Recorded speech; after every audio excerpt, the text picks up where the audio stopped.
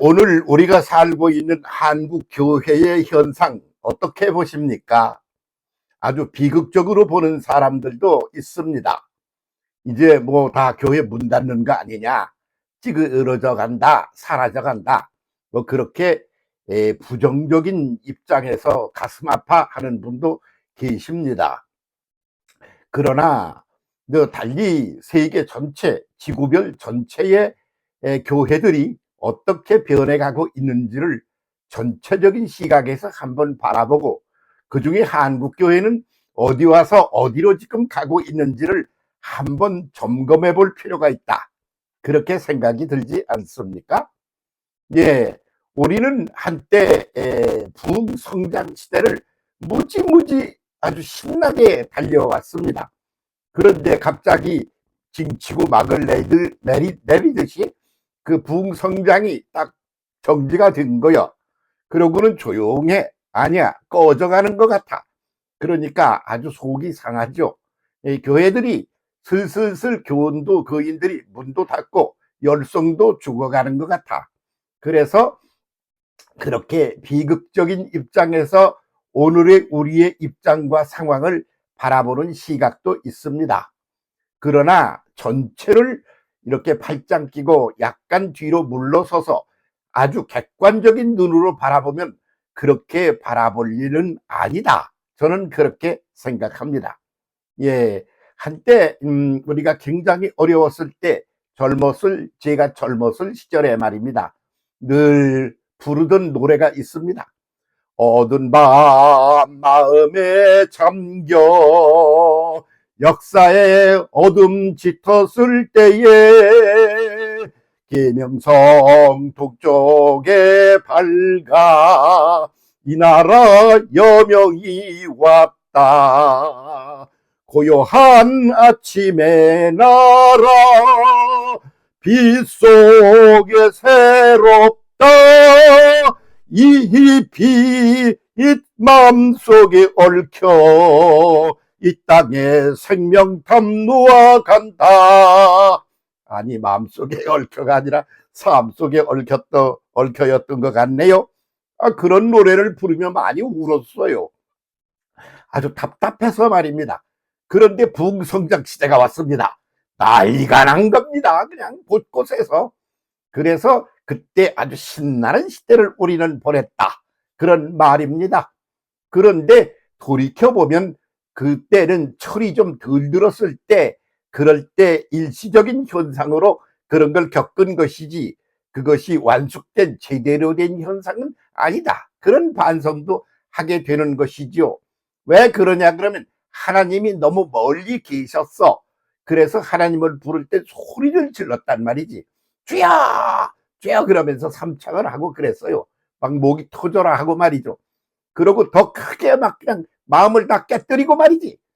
머릿속을 깨뜨리고 입을 그냥 딱 깨뜨려 열어서 그렇게 해서 외치고 소리치고 그랬단 말이야. 그렇게 소리만 질렀나? 아니야.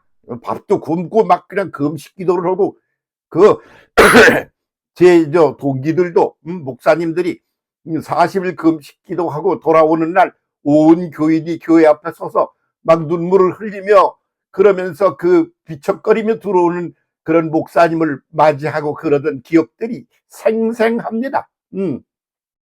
그렇게 아주 극단적인 그런 막 투쟁을 벌여왔다 말이죠. 네, 정말 어두운 밤 마음에 잠겨 역사의 어둠이 짙었을 때에, 그때 말이야, 그냥 새로운 계명성이 하나 떠오르는 거야. 그래, 이때다 하고 난리굿을 쳤다 이거야.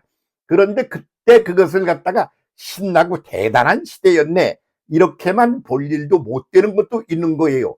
속을 들여다보면 그 시절에 우리의 그렇게 금식을 하고 잠을 안 자고 아주 그냥 말이야 철야 기도를 하고 막 난리를 쳐가면서 그러던 것, 그 목적이 뭐였지? 이렇게 속내를 구도적인 측면에서 어프로치를 해보면, 인간의 욕망, 병들어서 돈도 없고 병원에 갈 힘도 없어. 그래서 그냥 하나님 아버지여, 전지전능하신 하나님 아버지여, 아주 우리의 신유의 역사로 우리를 고쳐주옵소서. 그게 주제 중 하나였지. 아이고 뭐 직장도 없고 이거 해먹을 것도 없고 죽겠네. 좀 잘 좀 살게 해주세요. 사업도 좀 잘 되게 해주시고, 뭐 그렇게 했고, 애들도 좀 공부를 시켜야 될 텐데 돈이 없어서 안 되네요. 공부 좀 잘. 그렇게 아주 지극히 현실적이고 외형적인 것, 그런 것에 매달려서 그걸 해달라고 그러니까 그것을 해달라고 요청하는 방법도 아주 외형적이었다 그 말이야. 그래서 금식 기도를 하고 철야 기도를 하고 막 모여가지고 소리를 지르고 그냥 난리굿을 쳤지. 그런데 그것이 종교가 가야 할 완숙된 그런 현상은 아니지 않습니까? 그래서 그 요구가 하는 게 뭐요? 병든 것 좀 고쳐주세요. 직장 생활 좀 잘하게 해주세요. 사업 좀 잘 되게 해주세요. 건강하게 먹고 잘 살게 해주세요. 그것 때문에 그런 거 아닙니까? 아니라고요? 에이, 그것도 하나 보이질 않는다면 그걸 눈이라고 달고 살아? 아니었지. 지금 흉보는 소리 하는 게 아니에요. 다 사람이 어린아이 땐 말이죠. 기다가, 걷다가, 뛰다가, 달리다가, 그러다가 청년이 되어 싸우다가, 그러다가 나중에 슬슬슬슬 늙어가면, 그러면 빙긋이 웃어. 그래서 껍데기는 아주 소멸되어 가는 것 같아. 그러나 내면적으로는 철이 들어. 그리고 완숙된 그런 열매들이가 익어가는 거야. 그런 과정을 밟는다. 이거지. 한국도 그런 걸 지금 밟아오고 있는 거요. 그래서 성숙 시대로 접어들었다. 이렇게 보는 게 정확하게 보는 게 아닌가. 그렇게 생각한단 말입니다. 그 교회 안 나오는 이들은 말이야. 아이고 저거 이제 저 하나님도 안 믿고 버리고 떠나서 저것들 뭐 하려고 저래. 그렇게 보십니까? 그렇지만 않잖아요. 아주 그분들이 그들끼리끼리 모여가지고 하는 게 있어 따로. 뭐 하나 하고 가봤어. 그랬더니 성장이 아니라 성숙을 도모하는 그런 쪽으로 방향이 전환했구나. 이렇게 보인다 말이지. 그건 철따라 그렇게 되는 거야. 그러면 인류가 지구별에서 살아온 인류의 역사 전체를 한번 들여다보자 이거요. 거기도 그렇지 뭐. 맨 먼저 하나님의 말씀을 들고 말이지 그 애굽으로 들어갔잖아. 애굽이 얼마나 물도 많고 말이야. 땅도 넓고 기름지고 좋은 데야.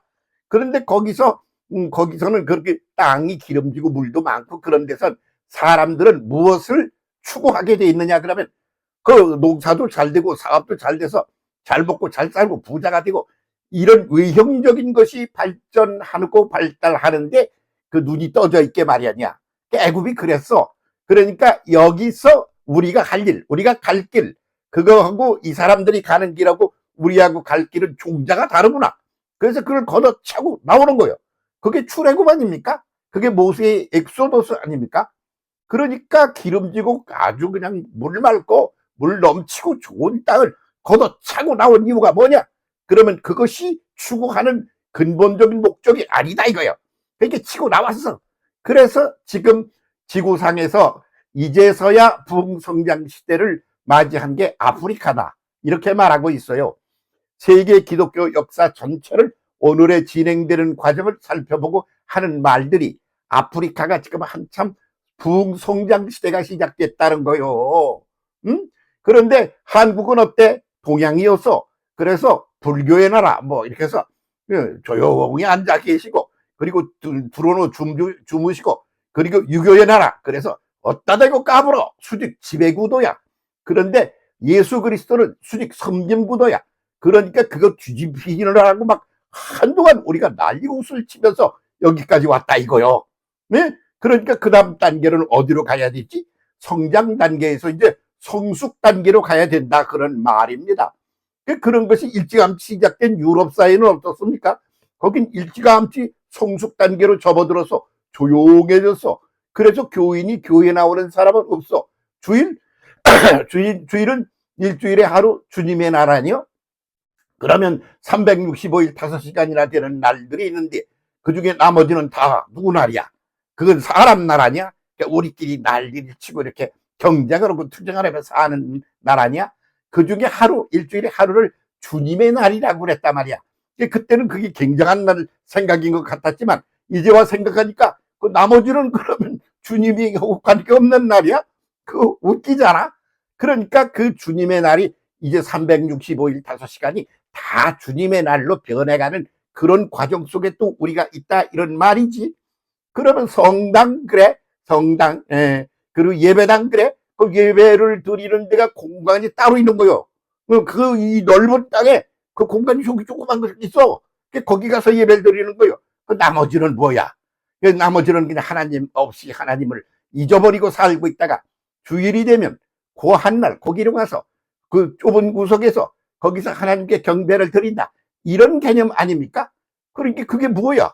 그게 성장, 성장 단계에서 일어나는 일이지, 성숙 단계로 가면 그렇게 되는 게 아니잖아. 효도를 해도 이제 늙어가지고 나이 같은 아들, 딸이, 며느리가 부모에게 효도를 할 땐 속으로 내면적으로 성숙한 효도를 하게 되는 거 아닙니까? 그렇게 가는 거지. 그래서 한국교회가 지금 그리 가는 거요. 그러니까 한국교회는 지금 성숙 단계로 간다. 이렇게 객관적으로 평가를 하고 표현을 하는 게 그게 맞다. 저는 그렇게 봅니다. 그래서 만나보면 아주 성숙한 분들이 많습니다. 그래 더 좀 성숙하려고. 그래서 주일날만 하나님한테 매달리는 게 아니야. 모든 날을 다 하나님과 더불어 함께 살라고 그래. 그뿐만 아니라 예배당만 가서 예배드리는 것이 아니야. 나는 이제 하나님이 내 안에 계셔. 그래서 365일 5시간 모든 시간을 내 속에 계신 하나님과 함께 두런두런하며 함께 더불어 살아가는 그런 삶으로 달라져 가고 있는 중이야. 뭐가 나빠? 그렇지 않아요? 그러니까 기준을 어디다 두느냐에 따라서 엄청 달라진다. 그런 말이지. 그래서 지금 어두운 밤 마음에 잠겨 역사의 어둠이 짙었을 때에 그때 부흥성장 시대를 맞이했어. 에? 그렇게 그 시대에 말이야. 계명성 동쪽의 나라를 밝아 이 나라 여명이 왔다.